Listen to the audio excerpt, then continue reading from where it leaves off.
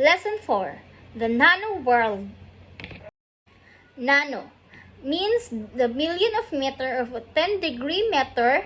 To illustrate the size of nano object of a sheet of paper measures around 100,000 nanometers in thickness, and typical hair strand measures between 50,000 and 180,000 nanometers in diameter. Nanotechnology is defined by the U.S. Forsyth Institute as an emerging technology in which the structure of matter is controlled at the nanometer to produce novel materials and devices that have useful and unique properties. So other example for that of nanotechnology is the branch of science and engineering devoted to designing, producing, and using in structures, devices, and systems by manipulating atoms and molecules and nanoscale. Atomically precise technology or APT. I'm sorry for the typo technology na siya. So, APT is nanoscience, studies the phenomena, properties, and responses of materials at the atomic, molecular, and macromolecular scales. Richard Feynman, in 1959, in his lecture entitled There's Plenty of Room at the Bottom at Caltech, Feynman described molecular machines capable of building structures with atomic precisions. Norio Taniguchi, in 1974, to describe the processes of separations, consolidations, and the formation of one atom of one molecule.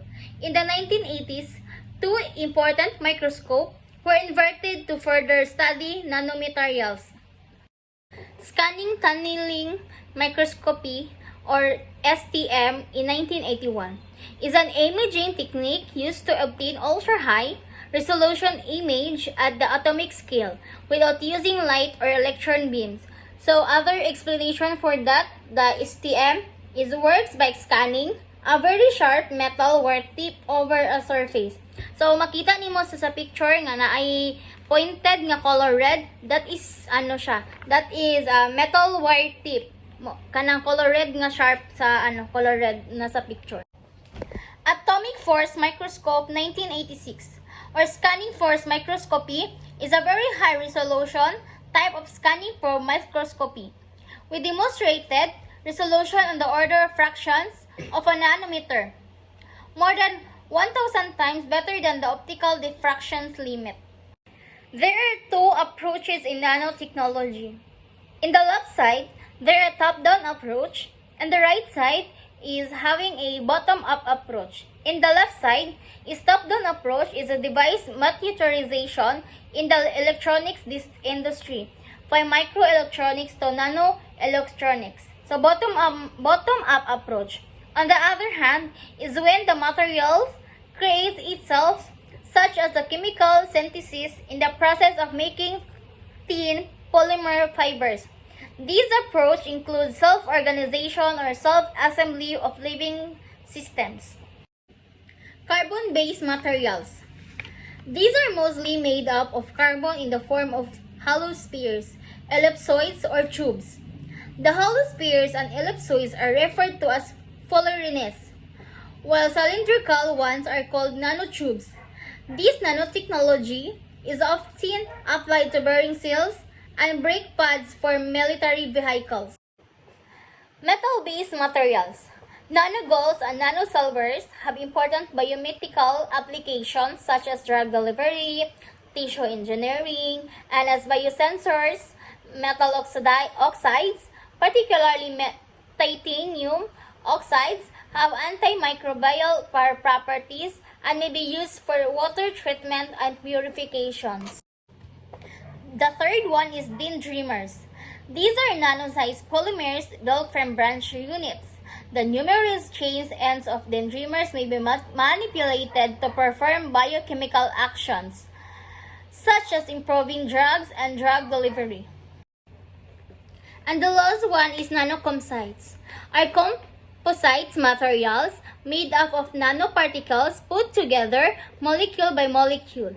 These are added to products to enhance mechanical, thermal, and flame retardant properties. They also have no nanoparticle atom grid model applications in energy storage and conservation. So, other explanation for that is nanocomposites is materials that have incorporate nano-size particles, a matrix of standard materials. Application of nanotechnology. In the medical field, nanotechnology is used in drug delivery techniques, particularly using dendrimers. So, naa sila similarity sa dendrimers ang application of technology. These are having a similarities of dendrimers.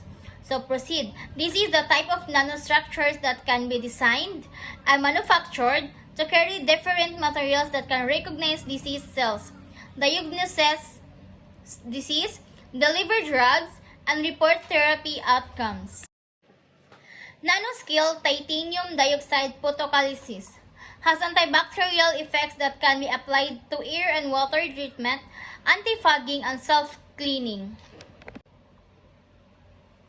Photocatalysis of nanomaterial tin dioxide has been proven to have self-cleaning well-being materials that have super hydrophobic and super hydrophilic properties. Self-cleaning is achieved by coating semiconductor, photocatalyst, tin dioxide, and ceramics or plastics. Tin dioxide also has antibacterial properties when exposed to UV light. Thank you very much for listening to my reporting. Again, I am Diana May C. Sanchez, your reporter for today's topic, the Nano World. Thank you.